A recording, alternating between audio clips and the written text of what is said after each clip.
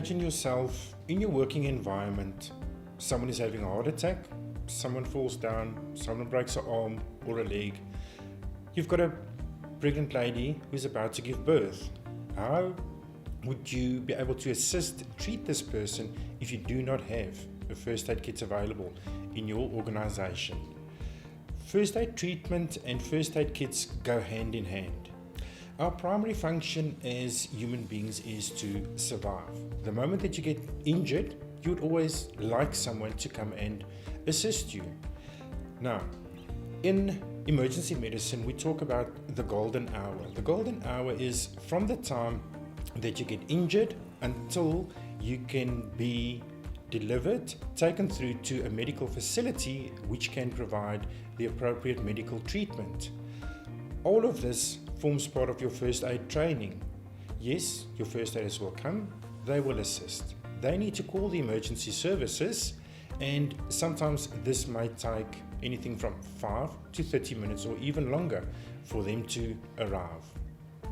The Occupational Health and Safety Act in the General Safety Regulations is very clear on the fact that states that the employer needs to provide relevant and appropriate first aid kits depending on the type of work that is being performed in the organization.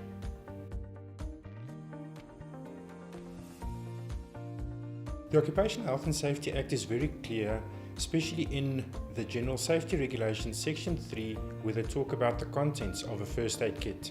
Here you will find Annexure A, which lists the amount of equipment that must be in all of your first aid kits.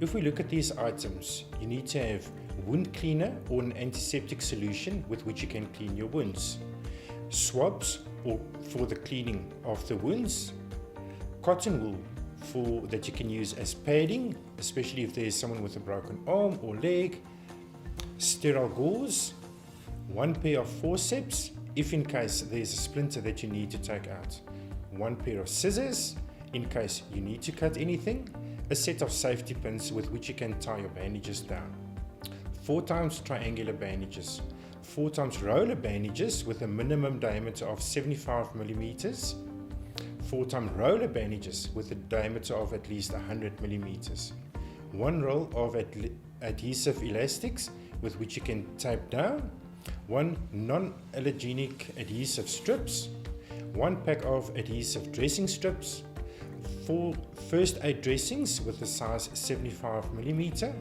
4 first aid dressings of 150 millimeter, 2 straight splints, 2 pairs of medium and 2 pairs of large disposable gloves, 2 pairs of CPR mouthpieces or similar devices, and lastly, your blood spill kit. These are the main contents of your Regulation 7 first aid kit.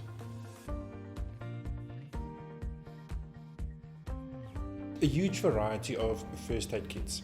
When you want to buy or purchase a first aid kit, whether it's for personal use at home or for the office or the factory environment, you need to consider, first of all, the amount of employees that you have in your employment, the type of work that is going to be performed. Do a small risk assessment and try and identify what is the most probable injuries that you might sustain in your working environment. Like I said previously, the Occupational Health and Safety Act is very clear in the working environment. We need the Regulation 3 or Regulation 7 first aid kits. Please remember, in your first aid kits, do not add any form of medication, especially headache tablets. If you are the trained first aider, I can promise you, everyone in the organization is going to come and ask you for a pair or for headache tablets. Do not issue them because you are not a registered practitioner to issue medication. Secondly, you might forget to ask the person if they are allergic. If this person is allergic and you provided him with a medication, this might lead to a severe case of anaphylaxis where the person can die. In order to rule all of this, please do not add any medication. So, back to the different types of first aid kits. Working environment, Regulation 3 or Regulation 7. You get them in the normal metal boxes. Alternatively, you get them in the nylon carry bags. There's also smaller pouches which you can use at home. You get your vehicle first aid kits, you get your hiking first aid kits, you get your snake bite dressing and first aid kits. So before you buy any form of first aid kit, have a look, think about it. Do I have the right equipment for the right type of injury that I might be able to treat?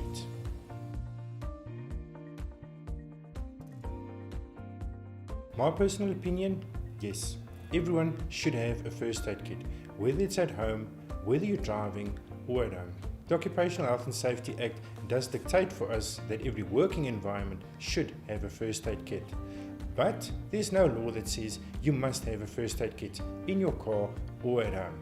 But think about this. You're driving, you're involved in an accident, or you come across an accident.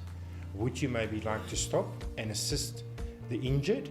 Always remember, only do so if it's safe. If you get injured, your child, your wife, your family or your friends get injured at home, how will you be able to assist them? So go out, go and get yourself a first aid kit and do the right thing.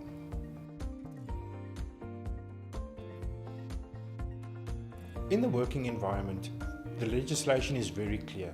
First aid kits must be prominently displayed. This means it must be quick, easy, accessible. It must be indicated with the relevant signage. At home, make sure everyone in the family knows where the first aid kit is. Do not lock the first aid kit away in a cupboard, because in case of an emergency, the person with the key might not be available. So please make sure first aid kits is always readily and easily accessible.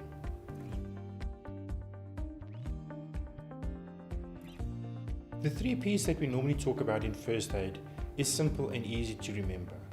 Your most prized possession at this point in time is your own life. So the first P is to preserve life. If someone is injured, if you've been trained and you've got the equipment available, you're allowed to go and assist to preserve life.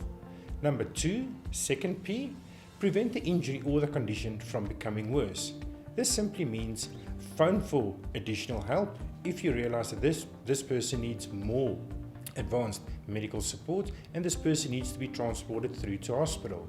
Lastly, the third P is promote recovery. Promote recovery for me is when you've treated the person, you've now arranged for additional assistance, your emergency medical services arrive on scene, they transport the patient through to a medical facility where they can administer advanced first aid and medical procedures. At the end of the day, these 3 P's will help you to save a person's life. Number 1, preserve life, prevent the injury or the condition from becoming worse, and then promote recovery.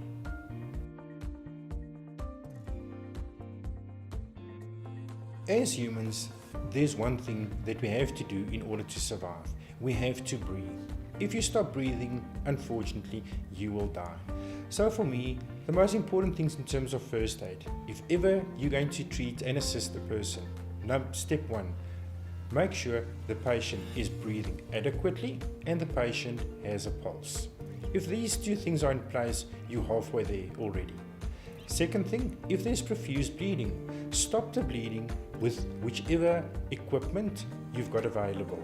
Once you've made sure that these things are in place, your patient is breathing, your patient has got a pulse, and you've stopped profuse bleeding, make sure that you phone the emergency services. Make sure that you know the relevant emergency telephone numbers on which you can contact them. Lastly, if your patient has a decreased level of consciousness, place your patient in the lateral recovery position. This means, if it is safe to do, just turn your patient on his left-hand side. By doing this maneuver, you automatically open up the patient's airway, which will assist in keeping him breathing and prevent him from getting an airway obstruction.